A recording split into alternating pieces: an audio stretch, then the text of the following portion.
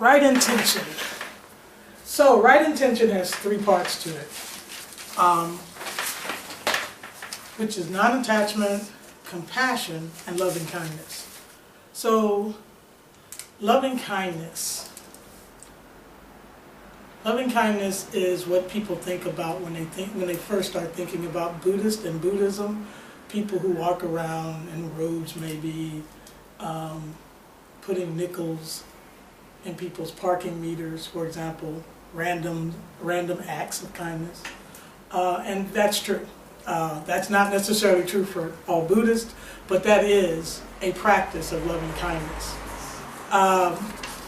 Loving kindness also has with it a meditation and a chant that I learned when I was studying at the International Buddhist Meditation Center.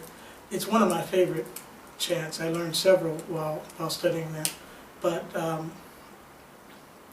as you go up the ranks, being a Dharma teacher, there are different requirements that you have to do on your own. And one of them that me and my Dharma siblings had to do was we had to do 10,000 bows, which meant that, you know, when we were on our own, we had to bow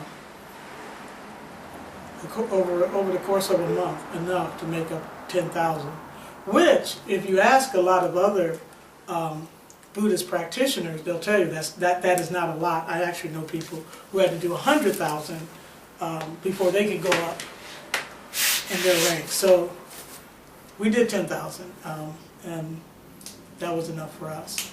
But at the end of the 10,000 bows, we did the chant, the loving kindness chant, which goes, "May all beings be well and happy, peaceful and free from suffering. May no harm come to them. May no difficulties come to them. May no problems come to them. May they always find fulfillment. May they also have the patience, courage, understanding, and determination to meet and overcome the inevitable difficulties, problems, and failures in life." I think that that's just a beautiful way of starting your day. I did my bows during the day.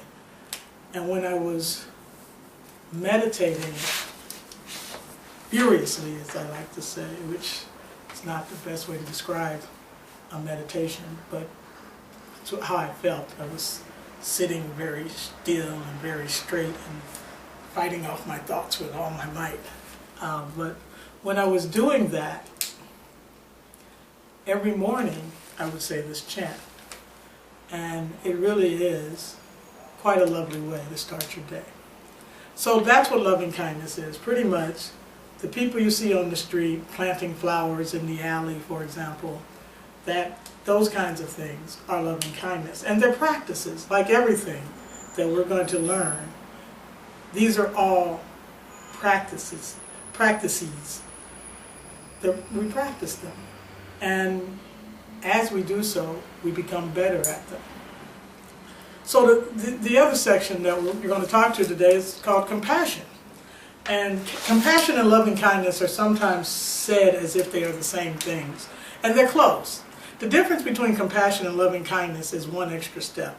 Compassion is the step that says that if you are in pain, I love you so much that I would take the pain from you and onto me. There are a set of stories about the Buddha's previous lives before he became the Buddha, and they're called the Jataka tales or the Jataka stories. And they're shortened and made kind of cute for Buddhist children. It's a lot of animals and a lot of nice things going on in the Jataka stories. But one of them is really a demonstration of this idea of compassion. And it's the one about the proto-Buddha, or the Bodhisattva, as he is called, as some people translate it. He sees baby tigers and a mother tiger who are hungry, and they're so hungry that they can't go out and hunt for themselves. and take care of themselves. So the Bodhisattva, soon to become a Buddha, throws himself into their midst and gives his body over so that they can eat and continue their lives. That's compassion.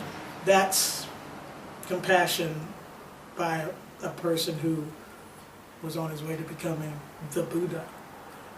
For us, compassion is also in just our feelings of love, to the point that we would want to exchange our bodies. Mothers have this when their children are in the hospital.